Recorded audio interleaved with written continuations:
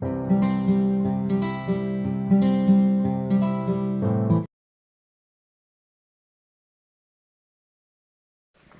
16 महानगर मजिस्ट्रेट के न्यायालय। प्रत्येक महानगर क्षेत्र में महानगर मजिस्ट्रेट के इतने न्यायालय ऐसे स्थानों में स्थापित किए जाएंगे जितने और जो राज्य सरकार उच्च न्यायालय से परामर्श के पश्चात अधिसूचना द्वारा निर्दिष्ट करे।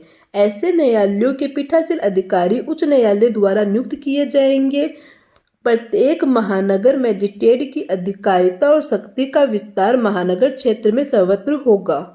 देखो, पहला क्वेश्चन इसमें बनता है कि महानगर मजिस्ट्रेट के न्यायालय किसके द्वारा स्थापित किए जाते हैं, बनाए जाते हैं, तो राज्य सरकार द्वारा उच्च न्यायालय के परामर्श से। दूसरा क्वेश्चन हमारा बनता है कि इसके पीठासीन अधिकारी कौन होता है, तो इसका पीठासीन अधिकारी उच्च न्यायालय द्वारा नियुक्त किया जाता है। और तीसरा क्वेश्चन बनता है कि इसकी अधिकारिता कहाँ होगी, तो इसकी अधिकारिता महानगर के जो क्षेत्र है वहाँ सर्वत्र होगी, सब जगह होगी। अब हम देखते हैं सेक्शन 17, मुख्य महानगर मजिस्ट्रेट एवं अपर मुख्य महानगर मजिस्ट्रेट। उच्च न्यायालय अपनी स्थानीय अधिकारिता के भीतर प्रत्येक महानगर क्षेत्र के संबंध में एक महानगर मजिस्ट्रेट को ऐसे महानगर क्षेत्र का मुख्य महानगर मजिस्ट्रेट नियुक्त करेगा। 2 बोल रहा है महानगर में उच्च न्यायालय किसी महानगर मजिस्ट्रेट को अपर मुख्य महानगर मजिस्ट्रेट नियुक्त कर सकता है और ऐसी मजिस्ट्रेट को इस संहिता के अधीन तत्परवर्ती किसी भी अन्य विधि के अधीन मुख्य महानगर मजिस्ट्रेट की या कोई शक्ति जिनका उच्च न्यायालय निर्देश देता हो। इसका मतलब ये है कि मुख्य महानगर मजिस्ट्रेट और अपर मुख्य महानगर मजिस्ट्रेट की नियुक्ति कौन कर सकता है, तो उच्च न्यायालय कर सकता है। और उसके अलावा इस संहिता के अधीन कोई और विधि बनी हुई है तो उनके अनुसार भी उसको शक्तियां प्रदान की जा सकती है, एक मजिस्ट्रेट को मुख्य महानगर मजिस्ट्रेट की या अपर मुख्य महानगर मजिस्ट्रेट की। धारा 18 विशेष महानगर मजिस्ट्रेट। यदि केंद्रीय या राज्य सरकार उच्च न्यायालय से ऐसा करने के लिए अनुरोध करती है, तो देखिए केंद्र सरकार या राज्य सरकार, ठीक है, तो उच्च न्यायालय किसी व्यक्ति को जो सरकार के अधीन कोई पद धारण करता है या जिसने कोई धारण किया है, अपनी स्थानीय अधिकारिता के भीतर किसी महानगर क्षेत्र में विशेष मामलों के या विशेष वर्ग के मामलों में के संबंध में महानगर मजिस्ट्रेट को इस संहिता द्वारा या इसके अधीन प्राधिकृत की जा सकती है, जिस आंकड़े सभी शक्तियां प्रदान की जा सकती है, परंतु ऐसी कोई शक्ति किसी व्यक्ति को प्रदान नहीं की जाएगी जब तक कि उसके पास विधिक मामलों के संबंध में ऐसी कोई आर्ता अनुभव नहीं है जो कि उच्च न्यायालय नियमों द्वारा निर्दिष्ट करता है। इसमें क्या क्या क्वेश्चन बनता है, इसमें पहला क्वेश्चन बनता है कि महानगर मजिस्ट्रेट जो विशेष महानगर मजिस्ट्रेट होती है उसकी नियुक्ति किसके द्वारा होती है, तो उसकी नियुक्ति केंद्र सरकार या राज्य सरकार के अनुरोध पर उच्च न्यायालय करता है। ठीक है, किसी भी व्यक्ति को किया जा सकता है, सरकार के अधीन कोई भी पद पे है, पर उसके लिए एक परंतु भी दे दिया कि उसे विधि का ज्ञान होना चाहिए, जो एक मजिस्ट्रेट होने के लिए योग्यता है वो योग्यता उसमें होनी चाहिए। उसी आधार पे उसे एक विशेष महानगर मजिस्ट्रेट बनाया जा सकता है। ऐसे मजिस्ट्रेट विशेष महानगर मजिस्ट्रेट कहलाएंगे और एक समय में 1 वर्ष से अनधिक की इतनी अवधि के लिए नियुक्त किए जाएंगे जितना उच्च न्यायालय साधारण या विशेष आदेश द्वारा निर्दिष्ट करे। अवधि कितनी होगी इनकी, 1 साल। तीसरे में क्या बोला है, यथास्थिति उच्च न्यायालय या राज्य सरकार किसी महानगर मजिस्ट्रेट को महानगर क्षेत्र के बाहर किसी स्थानीय क्षेत्र में प्रथम वर्ग के न्यायिक मजिस्ट्रेट की शक्ति का प्रयोग करने के लिए सशक्त कर सकती है। इसमें बताया कि महानगर मजिस्ट्रेट को महानगर से बाहर जो प्रथम वर्ग न्यायिक मजिस्ट्रेट होती है वो शक्तियां प्रदान की जा सकती है, वहां सशक्त किया जा सकता है। अब धारा 19 बोल रही है महानगर मजिस्ट्रेट की अधीनस्थ होना।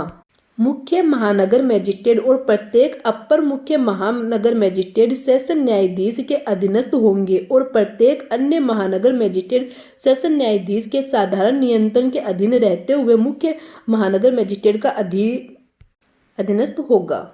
देखिए, जैसे पहले अपन ने देखा था वही चीज है कि मुख्य महानगर मजिस्ट्रेट और प्रत्येक अपर मुख्य महानगर मजिस्ट्रेट है वो सेशन न्यायाधीश के अधीनस्थ होंगे, उसके नीचे होंगे, ठीक है। और बाकी जो अन्य मजिस्ट्रेट है वो होंगे मुख्य महानगर मजिस्ट्रेट और अपर मुख्य महानगर मजिस्ट्रेट के नीचे होंगे। अब हम देखते हैं तीसरा पॉइंट, मुख्य महानगर मजिस्ट्रेट के कार्य के विस्तार के बारे में और अपर मुख्य महानगर मजिस्ट्रेट के कार्य के आवंटन के बारे में समय समय पर इस संहिता के नियम बनाए जा सकेंगे और विशेष आदेश दे सकेगा। मतलब कि कार्य का आवंटन जो बंटवारा होगा वो इस संहिता के अधीन होगा। अब सेक्शन 20 से लेकर 23 तक हम पढ़ेंगे कार्यपालक मजिस्ट्रेट का। कार्यपालक मजिस्ट्रेट राज्य सरकार प्रत्येक जिले और प्रत्येक महानगर क्षेत्र में उतने व्यक्ति को जितना वह उचित समझे कार्यपालक मजिस्ट्रेट नियुक्त कर सकती है और उसे एक को जिला मजिस्ट्रेट नियुक्त करेगी। अब देखो, कार्यपालक मजिस्ट्रेट की नियुक्ति कौन करता है? राज्य सरकार करती है। इसमें उच्च न्यायालय का कोई वर्णन नहीं है, बाकी सब उच्च न्यायालय का था, बट कार्यपालक मजिस्ट्रेट खाली राज्य सरकार नियुक्त करती है। उच्च न्यायालय का कोई रोल नहीं होता है इसमें। दूसरा बोल है, राज्य सरकार किसी कार्यपालक मजिस्ट्रेट को अपर सहायक जिला न्यायिक मजिस्ट्रेट नियुक्त कर सकेगी और ऐसे मजिस्ट्रेट को इस संहिता के अधीन तत्परवर्त किसी अन्य विधि के अधीन जिला मजिस्ट्रेट की शक्तियां होगी।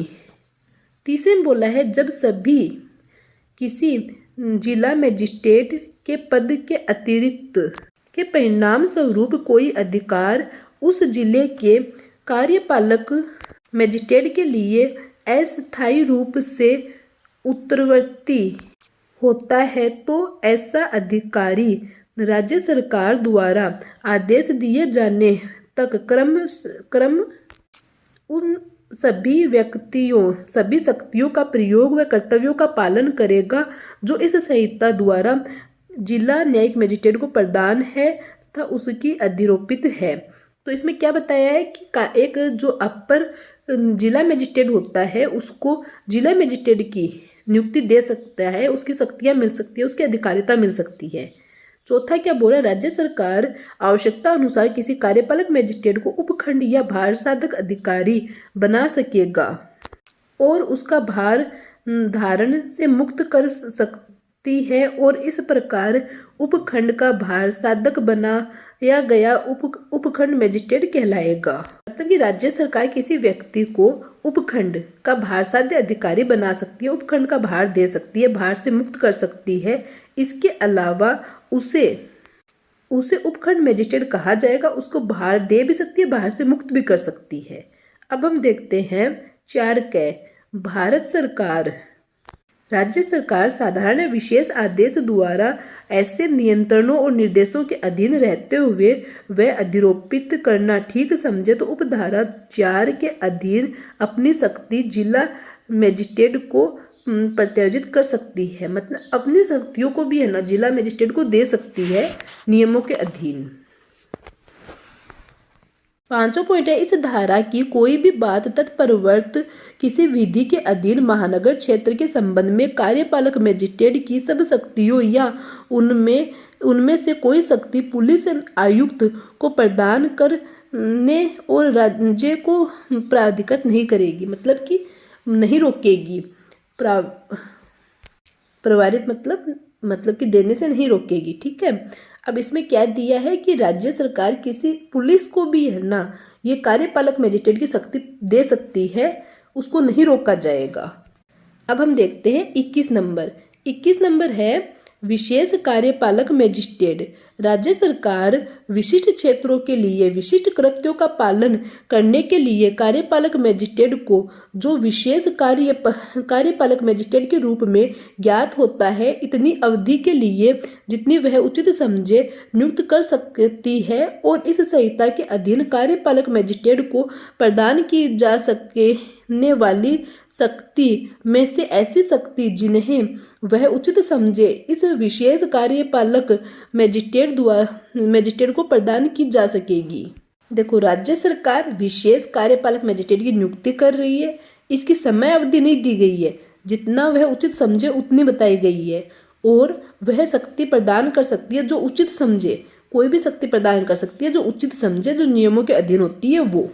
अब हम देखते हैं 22 नंबर, कार्यपालक मजिस्ट्रेट की स्थानीय अधिकारिता। राज्य सरकार के नियंत्रण के अधीन रहते हुए जिला मजिस्ट्रेट समय समय पर उस क्षेत्रों के स्थानीय सीमाएं परिनिश्चित कर सकता है, जिसके अंतर्गत कार्यपालक मजिस्ट्रेट सब उन शक्तियों का या उनमें से किन्हीं का प्रयोग कर सके जो इस संहिता के अधीन निहित की गई है। तो शक्तियां कौन, मतलब उसकी स्थानीय अधिकारिता कौन निर्धारित करेगा? राज्य सरकार के नियंत्रण में रहते हुए जिला मजिस्ट्रेट होगा ना, वो निर्धारित करेगा कि कार्यपालक मजिस्ट्रेट की क्या स्थानीय अधिकारिता होनी चाहिए। ऐसी परिनिश्चित द्वारा जैसा उपबंधित है उसके सिवाय प्रत्येक ऐसे मजिस्ट्रेट की अधीनस्थता और शक्तियों का विस्तार जिले में सर्वत्र होगा। मतलब अधिकारिता की और शक्ति का सर्वत्र होगा जिले में जहां पे वो कार्य कर रही है। स्थानीय अधिकारिता दे दी गई है, उस स्थानीय अधिकारिता में सभी जगह उसकी शक्तियों का समान रूप से उसको अधिकार रहेगा। सेक्शन 23, कार्यपालक मजिस्ट्रेट का अधीनस्थ होना।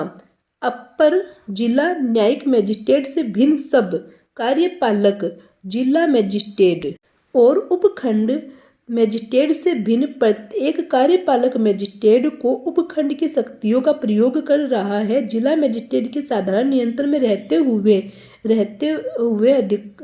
उपखंड मजिस्ट्रेट का अधीनस्थ होगा। इसमें क्या बताया कि जो अपर जिला न्यायिक मजिस्ट्रेट है उसके अलावा जितने मजिस्ट्रेट है वो सब हमारे जिला मजिस्ट्रेट के अधीनस्थ होंगे, और जो उपखंड मजिस्ट्रेट है ना उसको छोड़कर मतलब बाकी जो मजिस्ट्रेट हैं वो उपखंड के नीचे होंगे। इसमें क्या बता दिया, देखो सबसे पहले ऊपर होगा अपर जिला न्यायिक मजिस्ट्रेट, फिर उसके नीचे होगा जिला न्यायिक मजिस्ट्रेट, उसके नीचे होगा कार्यपालक मजिस्ट्रेट, फिर उसके नीचे होगा आपका उपखंड मजिस्ट्रेट, फिर उपखंड मजिस्ट्रेट के नीचे होंगे अन्य जो कार्यपालक मजिस्ट्रेट है वो सब। एक नंबर पे कौन हुआ? एक नंबर पे हुआ अपर जिला मजिस्ट्रेट, फिर उसके बाद कौन हुआ? जिला मजिस्ट्रेट, फिर उसके बाद कौन हुआ? उपखंड मजिस्ट्रेट, फिर उसके बाद में कौन हुआ? अन्य कार्यपालक मजिस्ट्रेट। अब पॉइंट नंबर 2, जिला मजिस्ट्रेट अपने अधीनस्थ कार्यपालक मजिस्ट्रेट में कार्य के वितरण के बारे में और अपर जिला मजिस्ट्रेट को कार्य आवंटन के बारे में समय समय पर इस संहिता के अधीन नियम बनाए गए हैं और विशेष आदेश दिए जाते हैं। अब कार्यों का विभाजन कैसे होगा? जो जिला मजिस्ट्रेट है वो अपने नीचे वाले मजिस्ट्रेट को इस संहिता के नियमों के अनुसार कार्य बांट सकेगा और कोई विशेष आदेश द्वारा भी कार्य बांट सकेगा। अब हम देखेंगे सेक्शन 24। सेक्शन 24 है लोक अभियोजक की। प्रत्येक उच्च न्यायालय के लिए केंद्र सरकार या राज्य सरकार उस उच्च न्यायालय के परामर्श के पश्चात यथास्थिति केंद्र सरकार या राज्य सरकार की ओर से उस उच्च न्यायालय में किसी अभियोजन, अपील या अन्य कार्यवाही के संचालन के लिए एक लोक अभियोजक नियुक्त करेगी और एक या अधिक अपर लोक अभियोजक नियुक्त कर सकेगी। इसमें ये बताया है कि उच्च न्यायालय, केंद्र सरकार और राज्य, देखो लोक अभियोजक की नियुक्ति कौन करेगा? केंद्र सरकार या राज्य सरकार। ओके, और किसके परामर्श से करेगा? उच्च न्यायालय के परामर्श से करेगा, उच्चतम से नहीं, उच्च न्यायालय के। ठीक है। और लोक अभियोजक की नियुक्ति एक पद की हो सकती है, पर उसके साथ ही जो अपर लोक अभियोजक है उसकी नियुक्ति एक या अधिक से हो सकती है। पॉइंट नंबर 2, केंद्र सरकार जिस जिले या स्थानीय क्षेत्र में किसी मामले या किसी वर्ग के मामले का संचालन के प्रयोजन के लिए एक या अधिक लोक अभियोजक नियुक्त कर सकेगी। ऐसे हमने ऊपर पढ़ा, उसमें बताया था एक लोक अभियोजक की नियुक्ति कर पाएगी। अब दूसरे पॉइंट में बोला एक से अधिक लोक अभियोजक की नियुक्ति की जा सकेगी, पर किसके द्वारा? केंद्र सरकार द्वारा। किसी जिले में या स्थानीय क्षेत्र में किसी मामले या वर्ग का संचालन करने के लिए एक या अधिक लोक अभियोजक की नियुक्ति हो सकती है, पर वो केंद्र सरकार करेगी और एक पर्टिकुलर क्षेत्र के लिए किया जाएगा वो। तीसरा पॉइंट, प्रत्येक जिले के लिए राज्य सरकार एक लोक अभियोजक नियुक्त करेगी और जिले के लिए एक या अधिक अपर लोक अभियोजक नियुक्त कर सकेगी। अब जो राज्य सरकार है वो एक जिले के लिए एक लोक अभियोजक देगी और उसके बाद जो अपर लोक अभियोजक है वो एक या एक से अधिक दे सकेगी। परंतु भी दिया हुआ है इसमें, परंतु एक जिले के लिए लोक अभियोजक या अपर लोक अभियोजक किसी अन्य जिले के लिए यथास्थित लोक अभियोजक या अपर लोक अभियोजक नियुक्त किए जा सकते हैं। मतलब एक से अधिक जिलों के लिए भी एक ही व्यक्ति को लोक अभियोजक या अपर लोक अभियोजक नियुक्त किया जा सकता है। अब 4 नंबर में दिया हुआ है, जिला मजिस्ट्रेट सेशन न्यायाधीश के परामर्श से ऐसे व्यक्तियों के नाम का एक पैनल तैयार करेगा।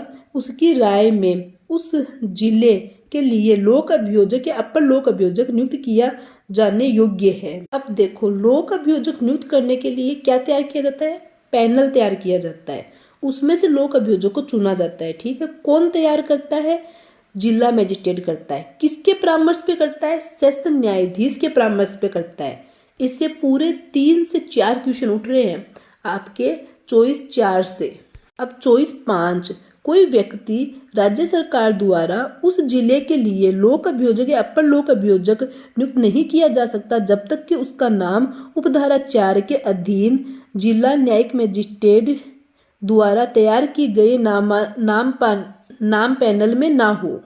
अब जो उपधारा 6 है उसमें बताया कि उपधारा 5 के किसी बात के होते हुए भी जहां किसी राज्य में अभियोजन अधिकारी का नियमित काडर है, वहां राज्य सरकार ऐसे काडर गठित करने वाले व्यक्तियों में से किसी लोक अभियोजक या अपर लोक अभियोजक नियुक्त करेगी। अब इसमें क्या बता दिया कि उपधारा 4 मतलब 4 और 5 के होते हुए भी क्या है, राज्य सरकार के पास एक मतलब अभियोजन अधिकारी का नियमित काडर बना हुआ है, एक काडर बना हुआ है, काडर का गठन किया हुआ है, तो उसके अंदर जो व्यक्ति है उनमें से किसी व्यक्ति को लोक अभियोजक या अपर लोक अभियोजक नियुक्त कर सकती है। परंतु जहां राज्य सरकार की राय में ऐसे काडर में से कोई व्यक्ति नियुक्त के लिए उपलब्ध नहीं है, वहां राज्य सरकार धारा 4 के अधीन जिला मजिस्ट्रेट द्वारा तैयार किए गए नाम पैनल में से यथास्थित लोक अभियोजक या अपर लोक अभियोजक के रूप में किसी व्यक्ति को नियुक्त कर सकेगी। मतलब ये काडर बना हुआ नहीं है तो राज्य सरकार को भी जो अपना पैनल बना हुआ है उसमें से ही किसी व्यक्ति को लोक अभियोजक या अपर लोक अभियोजक नियुक्त करना पड़ेगा। अब हम देखते हैं 7 नंबर, कोई व्यक्ति उपधारा 1 या उपधारा 2 या उपधारा 3 या उपधारा 6 के अधीन लोक अभियोजक या अपर लोक अभियोजक नियुक्त किए जाने का पात्र तभी होगा जब वह कम से कम 7 वर्ष तक अधिवक्ता के रूप में विधिक व्यवसाय कर सकेगा। मतलब किया होगा उसने, मतलब उसको 7 साल का एक्सपीरियंस होना चाहिए लोक अभियोजक बनने के लिए, अपर लोक अभियोजक बनने के लिए। तो उसकी योग्यता क्या हो गई? 7 वर्ष। इससे डायरेक्ट क्वेश्चन आ सकता है। अब देखो 7 वर्ष किसमें दिया हुआ है? चॉइस 7 में, चॉइस 7 वर्ष, तो याद करने में ये याद रहने में इजी रहेगा। अब हम देखते हैं 8 नंबर, केंद्र सरकार या राज्य सरकार किसी मामले या किसी वर्ग के मामले के प्रयोजनों के लिए किसी अधिवक्ता को कम से कम 10 वर्ष का विधि व्यवसाय करता रहा हो तो विशेष लोक अभियोजक नियुक्त किया जा सकेगा। अब इसमें विशेष लोक अभियोजक की भी बात आ गई है कि केंद्र सरकार या राज्य सरकार किसी मामले के लिए विशेष लोक अभियोजक नियुक्त करती है, उस व्यक्ति को कम से कम 10 साल का एडवोकेसी का नॉलेज होना चाहिए, अनुभव होना चाहिए। ये एक विशेष लोक अभियोजक की योग्यता हो गई। उपधारा 9, उपधारा 7 और 8 के प्रयोजन के लिए उस अवधि के बारे में जिसके दौरान किसी व्यक्ति ने प्लीडर के रूप में विधि व्यवसाय किया है या लोक अभियोजक या अपर लोक अभियोजक या सहायक लोक अभियोजक या अन्य अभियोजक अधिकारी के रूप में, चाहे वह किसी भी नाम से ज्ञात हो, सेवा की है, यह समझा जाएगा कि वह ऐसी अवधि है जिसके दौरान ऐसे व्यक्ति ने अधिवक्ता के रूप में विधिक व्यवसाय किया है। मतलब किसी भी रूप में उसने रजिस्टर होकर काम किया है तो उसने विधिक व्यवसाय किया है, ये एक्सपीरियंस में काउंट होगा। अब हम देखते हैं सेक्शन 25 सहायक लोक अभियोजक। राज्य सरकार प्रत्येक जिले में मजिस्ट्रेट के न्यायालय में अभियोजन का संचालन करने के लिए एक या अधिक सहायक लोक अभियोजक नियुक्त करेगी। कौन करेगी? राज्य सरकार, प्रत्येक जिले के अंदर। अब इसमें उपधारा 1 क्या कह रहा है? केंद्र सरकार मजिस्ट्रेट के न्यायालय में किसी मामले या किसी विशेष वर्ग के संचालन हेतु एक या अधिक सहायक लोक अभियोजक नियुक्त कर सकती है। केंद्र सरकार भी कर सकती है किसी विशेष मामले के लिए। ठीक है, फिर अब देखते हैं उपधारा 2। जैसा कि उपधारा 3 में उपबंधित किया है, इसके सिवाय कोई भी पुलिस अधिकारी सहायक लोक अभियोजक नियुक्ति की पात्रता नहीं रखता है। पुलिस अधिकारी सहायक लोक अभियोजक की नियुक्ति की पात्रता नहीं रखता है। उपधारा 3 के अलावा ये एक परंतु हो गया एक तरीके से, जहां कोई सहायक लोक अभियोजक किसी विशिष्ट मामले के प्रयोजन के उपलब्ध नहीं है, वहां जिला मजिस्ट्रेट किसी अन्य व्यक्ति को ऐसे मामले का भारसाध्य अधिकारी लोक अभियोजक नियुक्त कर सकती है। सहायक लोक अभियोजक, ठीक है, मतलब कि कोई व्यक्ति उपलब्ध नहीं है तो जो जिला मजिस्ट्रेट है वो किसी व्यक्ति को, उसमें पुलिस भी आ सकता है, को सहायक लोक अभियोजक नियुक्त कर सकेगी। परंतु कोई भी पुलिस अधिकारी इस प्रकार नियुक्त नहीं किया जाएगा यदि उसने उस अपराध के अन्वेषण में भाग लिया है या उसके बारे में अन्वेषण अभियोजित है, मतलब अभियुक्त अभियोजित किया जा रहा है, या यदि वह निरीक्षक की पंक्ति से नीचे है। अब इसमें क्या हो गया कि पुलिस व्यक्ति को एक हम सहायक लोक अभियोजक नियुक्त तो कर सकते हैं, पर उसके लिए उसके पास उस जिस मामले में अपराध में उसकी सुनवाई के लिए उसे सहायक लोक अभियोजक नियुक्त किया जा रहा है उससे उसका कोई संबंध नहीं होना चाहिए। और एक जो पुलिस अधिकारी का पद है वो निरीक्षक की पंक्ति से नीचा नहीं होना चाहिए, अदरवाइज उसे नहीं नियुक्त कर सकते हम। अब हम देखते हैं 25 क अभियोजन निर्देशालय। राज्य सरकार एक अभियोजन निर्देशालय स्थापित कर सकती है जिसमें एक अभियोजित निर्देशक और उसके अभियोजन उपनिर्देशक होंगे जितने वह ठीक समझे। अब हम देखते हैं उपधारा 2। कोई व्यक्ति अभियोजन निर्देशक या अभियोजन निर्देशक के रूप में नियुक्ति के लिए केवल तभी पात्र होगा जब यदि वह अधिवक्ता के रूप में कम से कम 10 वर्ष का व्यवसाय में रहा हो, विधि व्यवसाय में रहा हो, और ऐसी नियुक्ति उच्च न्यायालय के मुख्य न्यायिक मजिस्ट्रेट की सहमति से की जाए। और 3 में लिखा हुआ है अभियोजन निर्देशालय का प्रधान अभियोजन निर्देशालय होगा जो राज्य के गृह विभाजन के प्रधान के प्रशासन नियंत्रण के अधीन कृत्य करेगा। प्रत्येक अभियोजन उपनिर्देशक अभियोजन निर्देशक के अधीनस्थ होगा।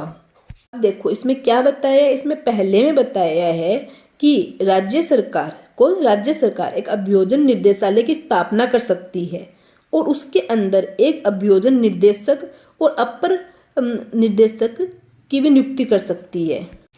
कौन करेगी? राज्य सरकार। फिर उसके बाद में क्या बताया, जो निर्देशक होगा अभियोजन निर्देशक होगा उसे कम से कम 10 साल का एडवोकेसी का विधि व्यवसाय का अनुभव होना चाहिए।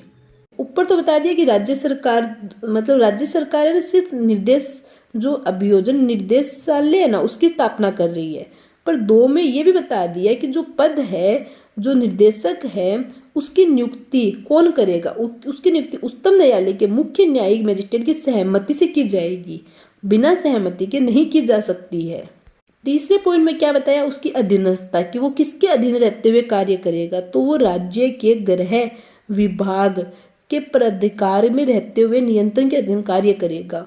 ठीक है। अब चौथे नंबर में क्या बताया है, अब बताया कि जो निर्देशालय है उसका जो अभियोजन निर्देशक है उसके नीचे कौन होगा, उसके नीचे उप जो निर्देशक है वो होगा।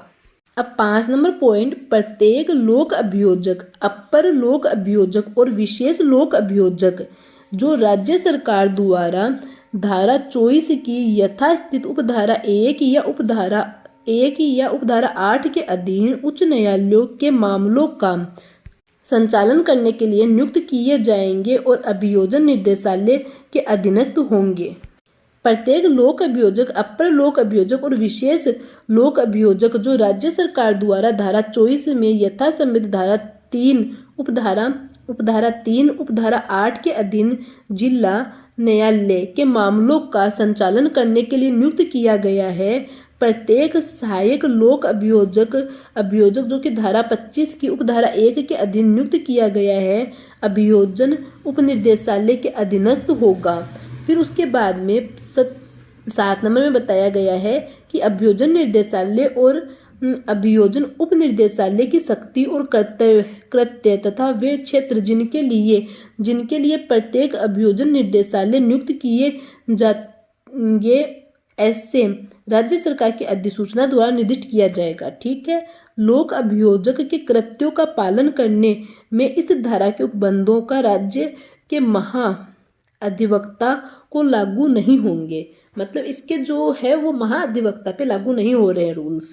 इसमें बता दिया, देखो 5वीं जो उपधारा है वो बता रही है कि जो आपके लोक अभियोजक, अपर लोक अभियोजक, विशेष लोक अभियोजक है वो जो अभियोजन निर्देशक है उसके अधीनस्थ होंगे, उसके नीचे होंगे। जो उपधारा 6 है वो बता रही है कि जो अपना सहायक लोक अभियोजक है वो उप निर्देशालय के अधीनस्थ होगा, उसके नीचे होगा। ठीक है। और इसके साथ में ये भी बताया गया है जो लोक अभियोजक की नियुक्ति की गई है वो जिला स्तर के जो न्यायालय हैं वहां पे नियुक्त किए जाएंगे। अब इसके बाद में उपधारा 7, अब जो अभियोजन निर्देशक और उप अभियोजन निर्देशक है उनके कार्यों का निर्धारण राज्य सरकार अधिसूचना द्वारा निर्दिष्ट करेगी। अब जो लोक अभियोजक के कार्यों के बारे में बात की जा रही है, अधीनस्थता के बारे में बात की जा रही है, वो है ना जो राज्य के अंदर महाअधिवक्ता होता है उस पर लागू नहीं होते हैं। ये बात हमारा जो 24 कै का उपधारा 8 है वो बता रही है। इस वीडियो में हमने 16 से लेके 25 कै तक देखा। एक बार रिवीजन कर लेते हैं शॉर्ट में। 16 के अंदर क्या था, महानगर मजिस्ट्रेट के न्यायालय। 17 में क्या था, मुख्य महानगर मजिस्ट्रेट और अपर मुख्य महानगर मजिस्ट्रेट। और 18 के अंदर क्या था, विशेष महानगर मजिस्ट्रेट। 19 में था महानगर मजिस्ट्रेट की अधीनस्थता। 20 में था कार्यपालक मजिस्ट्रेट। 21 में था विशेष कार्यपालक मजिस्ट्रेट। 22 में था आपके कार्यपालक मजिस्ट्रेट की स्थानीय अधिकारिता। 23 में था कार्यपालक मजिस्ट्रेट की अधीनस्थता। और 24 में था लोक अभियोजक। 25 में था सहायक लोक अभियोजक। 25 कै में था अभियोजन निर्देशालय। इसमें आपको क्या याद रखनी है, इसमें आपको एक तो ये याद रखना है कि किसके अधीन कार्य करेगा। दूसरी क्या चीज़ याद करनी है कि इनकी नियुक्ति किसके द्वारा की जाती है, न्यायालय किसके द्वारा बनाए जाते हैं, और जो विशेष आपके मजिस्ट्रेट होते हैं उनकी योग्यता क्या होती है नियुक्त करने के लिए, उनका समय कितना होता है, कितने समय के लिए नियुक्त किए जाते हैं। इस टाइप के क्वेश्चंस आते हैं। क्वेश्चंस का हम एक अलग से वीडियो बनाएंगे, अलग से प्ले लिस्ट रहेगी। ये CRPC के चैप्टर वाइज प्ले लिस्ट है। अब हम नेक्स्ट क्लास के अंदर आपका चैप्टर 3 देखेंगे।